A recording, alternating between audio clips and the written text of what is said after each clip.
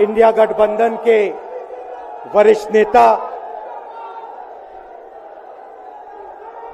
खारगे जी, सोनिया जी, शरद पवार जी, भगवंत मान जी, चंपा सोरेन जी, अखिलेश यादव जी, तेजस्वी यादव जी, सीताराम येचुरी जी, फारूक अब्दुल्ला जी, डी राजा जी, भट्टाचार्य जी, महबूबा मुफ्ती जी, Derek O'Brien जी, कल्पना सोरेन जी, त्रिची सिल्वा जी, सुनीता केजरीवाल जी, देवराजा जी, तिरुतोल जी, खोरुम अनिस उमर जी, और stage से मैं केजरीवाल जी और सोरेन जी का भी नाम लेना चाहता हूं, क्योंकि वो आज यहां है नहीं, मगर दिल में हम सब एक साथ खड़े हैं। भाइयों और बहनों,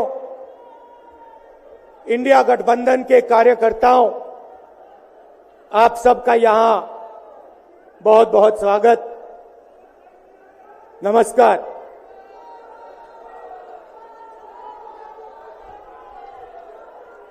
आजकल आईपीएल के मैच चल रहे हैं, देखते हो आप लोग। मैच फिक्सिंग शब्द सुना है आपने? सुना है? जब बेईमानी से एम्पायर पर दबाव डालकर प्लेयर को खरीदकर कैप्टन को डराकर मैच जीता जाता है। क्रिकेट में उसको मैच फिक्सिंग कहा जाता है। हमारे सामने लोकसभा का चुनाव है। अंपायर किसने चुने? नरेंद्र मोदी ने। हमारी टीम में से मैच शुरू होने से पहले 2 खिलाड़ियों को अरेस्ट करके अंदर कर दिया। तो भाइयों और बहनों, ये जो चुनाव हो रहा है, नरेंद्र मोदी जी इस चुनाव में मैच फिक्सिंग करने की कोशिश कर रहे हैं। ये जो उनका 400 सीट का नारा है, ये बिना ईवीएम के,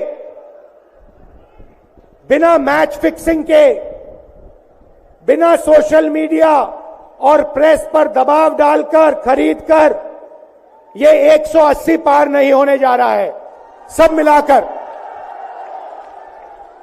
आप देखिए, कांग्रेस पार्टी विपक्ष की सबसे बड़ी पार्टी है। हमारे सारे के सारे बैंक अकाउंट बंद कर दिए गए हैं।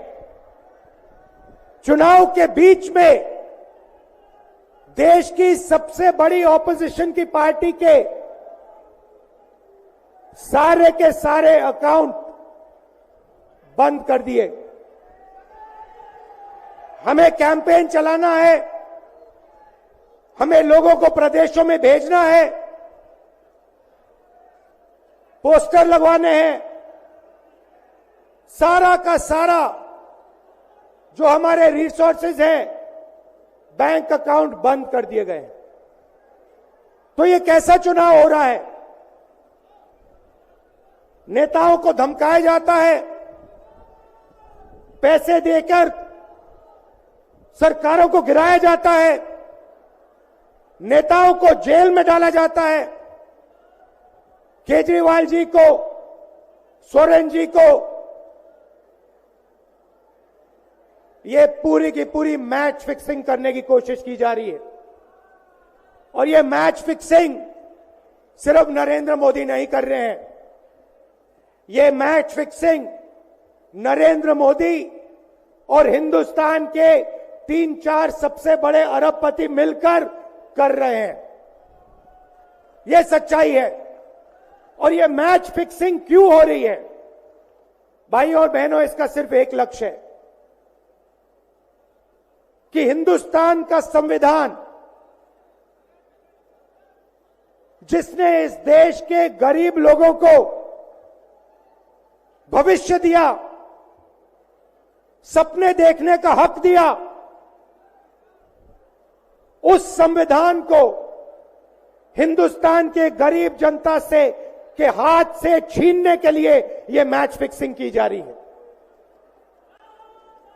और मैं आपको बताना चाहता हूं कि जिस दिन यह संविधान खत्म हो गया, उस दिन यह हिंदुस्तान नहीं बचेगा। इसको पुलिस से, धमकी से नहीं चलाया जा सकता है। यह जो संविधान है, हिंदुस्तान की जनता की आवाज है, हिंदुस्तान के दिल की धड़कन है। इसको जिस दिन खत्म कर दिया गया, उस दिन यहां पे हिंदुस्तान नहीं बचेगा। अलग अलग स्टेट हो जाएंगे, हिंदुस्तान नहीं बचेगा। यही इनका लक्ष्य है। ये सोचते हैं कि संविधान के बिना धमकाकर, डराकर police, CBI, ED, income tax department के साथ देश चलाया जा सकता है। ये सोचते हैं मीडिया के बिना देश चलाया जा सकता है। आप मीडिया को खरीद सकते हो, आप मीडिया को दबा सकते हो, आप मीडिया के रिपोर्टर्स का मुंह बंद कर सकते हो, मगर आप हिंदुस्तान की आवाज को नहीं दबा सकते हो। इस आवाज को कोई नहीं दबा सकता। दुनिया में कोई ताकत नहीं है जो इस आवाज को दबा सकती है। भाइयों और बहनों, बीजेपी के एमपी ने कहा कि जैसे ही हम चुनाव जीतेंगे, मैच फिक्स करके 400 सीटें जीतेंगे, वैसे ही हम संविधान को बदल देंगे, संविधान को रद्द कर देंगे।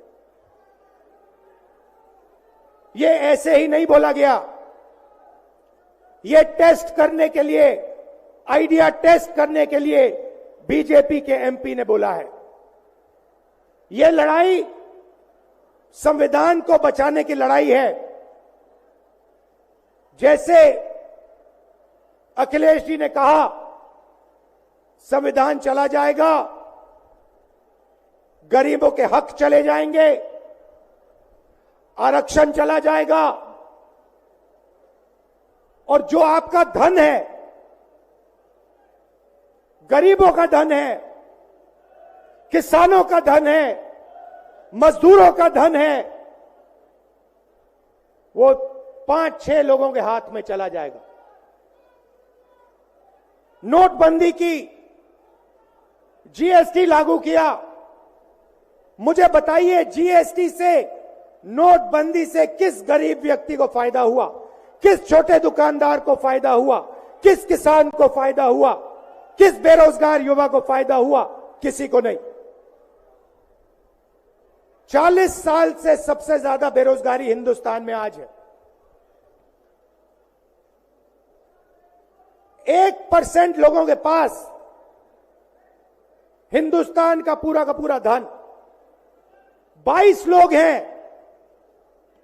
जितना धन उतने उनके हाथ में है, उतना ही धन 70 करोड़ लोगों के हाथ में है।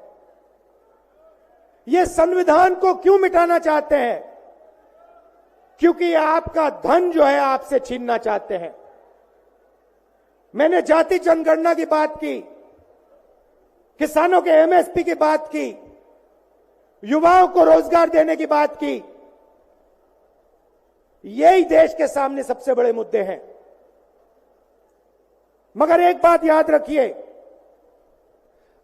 अगर आप लोगों ने पूरे दम से वोट नहीं दिया तो इनकी मैच फिक्सिंग कामयाब हो जाएगी। यह आप भूलिए मत। और जिस दिन मैच फिक्सिंग कामयाब हो गई, उस दिन आपका संविधान, हमारा संविधान खत्म हो जाएगा। जिस दिन संविधान खत्म हो गया, उस दिन हिंदुस्तान के दिल पर एक बहुत बड़ी चोट लगेगी। तो ये जो चुनाव है, ये चुनाव कोई मामूली चुनाव नहीं है। ये चुनाव हिंदुस्तान को बचाने का, संविधान को बचाने का, और जो गरीबों का हक है, किसानों का हक है, पिछड़े वर्गों का, दलितों का, आदिवासियों का, गरीब जनरल कास्ट के लोगों का हक है, उसको बचाने का हक है, उसको बचाने का चुनाव है।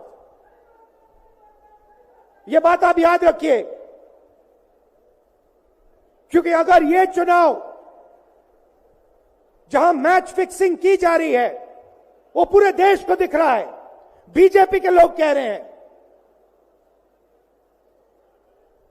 कल में से एक व्यक्ति मिलने आया, मुझे कहता है मैं ट्रेन से आया, मेरे साथ बीजेपी के कार्यकर्ता बैठे थे, उन्होंने कहा कि कुछ ना कुछ गड़बड़ है। यह सच्चाई है। इलेक्शन कमीशन के लोगों को नरेंद्र मोदी जी ने बैठाया, दो नेताओं को, दो चीफ मिनिस्टरों को जेल में डाला। चुनाव से कुछ ही महीने पहले अगर डालना था तो 6 महीने बाद डाल देते, 6 महीने पहले डाल देते। नहीं, चुनाव से 2-3 महीने पहले 2 चीफ मिनिस्टर को डालना था। आपने हमारे बैंक अकाउंट बंद किए। बैंक अकाउंट बंद करने थे, 6 महीने पहले करते, 1 साल पहले करते, 6 महीने बाद करते, कोई फर्क नहीं पड़ता। आप चाहते हो कि विपक्ष चुनाव ना लड़ पाए, और इसीलिए आपने कांग्रेस पार्टी के बैंक अकाउंट रद्द किए, आपने इलेक्शन कमीशन में अपने लोग बैठाए, आप जुडिशरी पे दबाव डाल रहे हो, क्योंकि आप चाहते हो कि मैच फिक्स हो, संविधान रद्द किया जाए और आप सत्ता में रहो।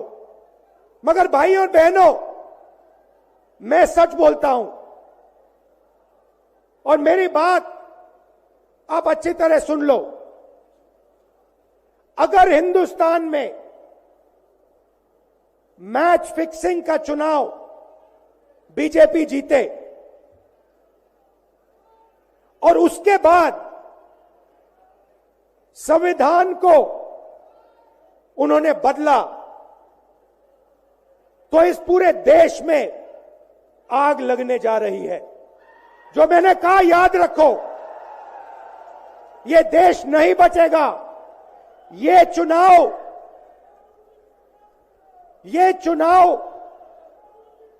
वोट वाला चुनाव नहीं है।